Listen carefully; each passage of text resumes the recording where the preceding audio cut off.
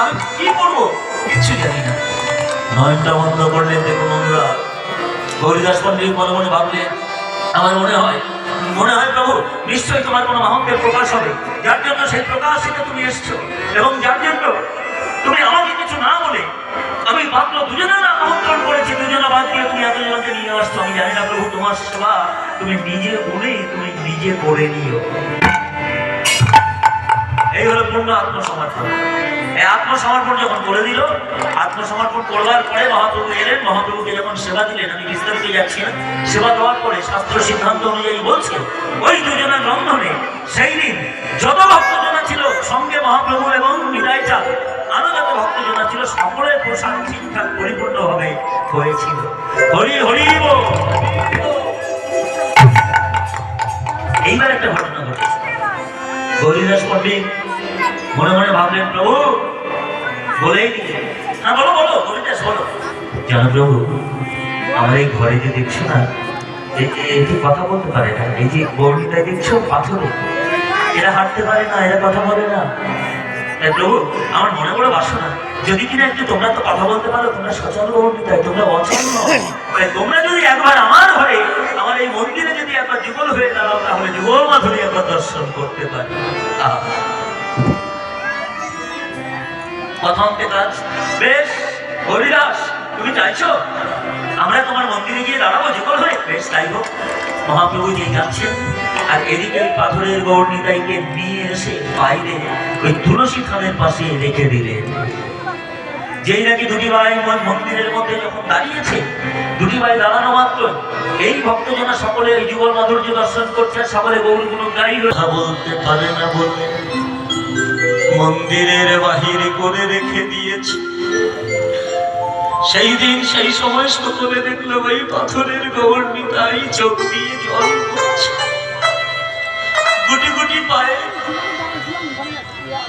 আস্তে আস্তে গৌরীদাসের বাড়ি থেকে আঙিনা থেকে বাইরে চলে যাচ্ছে। আর বলছি, গৌরীদাস আমরা পাথরের গৌরনিতাই বলে আমরা কথা বলতে পারি না, বলে আমরা চলতে পারি না, আমরা অচল বলে তুমি তোমার মন্দির থেকে বাহির করে দিয়েছো বাইরে। শোনো গৌরীদাস, তোমার গৃহে আর থাকিব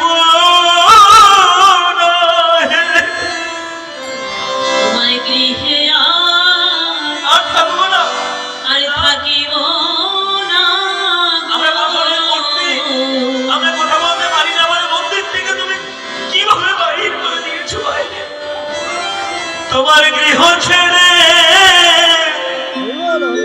আমরা চলে যাব, তোমার এই গৃহে আর থাকিব না। তোমার গৃহে ছেড়ে আমরা চলে যাব, তোমার গৃহে আর থাকিব না গো। হরিদাস পণ্ডিত সঙ্গে সঙ্গে ছুটে এসে আশ্রয় পড়লেন ওই পাথরের গৌরনিতাই।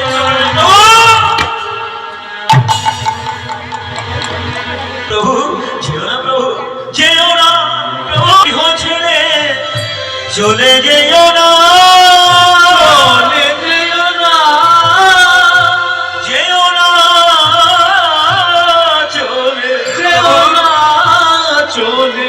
বুঝতে পারিনি প্রভু। আমি ভেবেছিলাম তোমরা অচল, তোমরা পাথরের, তোমরা কথা বলতে পারো না, কিন্তু সবই তো বোঝো, তুমি তো অন্তর্যামী। তোমার হয়তো আমি মন্দির থেকে বাহির করেছি, আমি ভুল করে, এটা ঠিক, কিন্তু তুমি কি জানো না, তোমার জন্য আমাদের এই হৃদয়ে মন্দির খুলে রেখেছি, হৃদয় মন্দির খুলে রেখেছি। এসো এসো প্রভু আমার হিয়া, এসো আমার হৃদয় মন্দির প্রভু খুলে রেখেছি।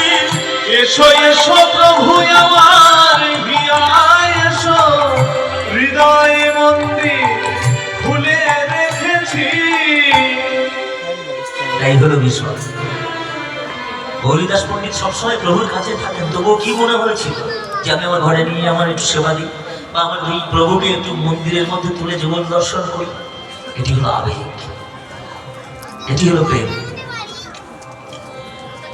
আর এই প্রেমের জন্যই কিন্তু আটকে পড়ে থাকে। আর এই প্রেমে সেই দিন আটকে পড়েছিলেন রূপের ছলনায়, রূপের প্রেমে সেই দিন দেবী মা বিষ্ণুপ্রিয়া।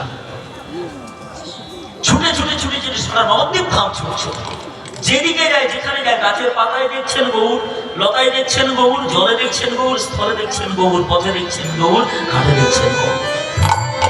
এই বলি গোড়ার উপর অমিয় কথা, এই বলি গোড়ার উপর অমিয় কথা, তুমি রতনের মন না জানবে সদা, তুমি ধরণীর মন না জানে সদা। তুমি রতনের মন না জানবে সদা, তুমি ধরণীর মন না জানে সদা।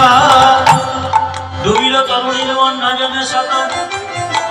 যেন বৈষ্ণব কবি বলতে চায়, যেন সাঁতার দিতে পারিল না, সাঁতার দিতে পারিল ওই না, ডুব সাগরে ডুবে মরিল, সাঁতার দিতে পারিল ওই না। ডুবে সাগরে ডুবে এই পড়িল, মরণ ভরে হরি বল, ওই ডুবে সাগরে ডুবে পড়িল, মরণ ভরে হরি ওই বল। ডুবে সাগরে ডুবে পড়িল, সাঁতার দিতে পারে না আর, ডুবিল ধরণীর মন না জানে সাঁতার, ওগো ডুবিল ধরণীর মন না জানে সাঁতার।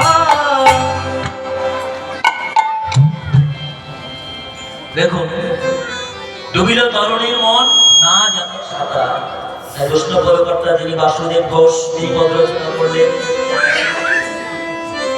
বাসুদেব ঘোষ পদকর্তা, বাসুদেব ঘোষ, মাধব ঘোষ, গোবিন্দ ঘোষ, যে গোবিন্দ ঘোষ পরবর্তী সময়ে একই গুরুর শিষ্যপাত হয়ে তিনি হয়েছিলেন গোবিন্দ দাস। যে গোবিন্দ দাসের পদাবলী আমরা রাসলীলা যদি আস্বাদন করতে যাই, সর্বশ্রেষ্ঠ লীলা যে গোবিন্দ দাসের পদাবলী, দেখবেন যদি 10টা পদ থাকে তার মধ্যে 8খানা পদ আছে গোবিন্দ দাস।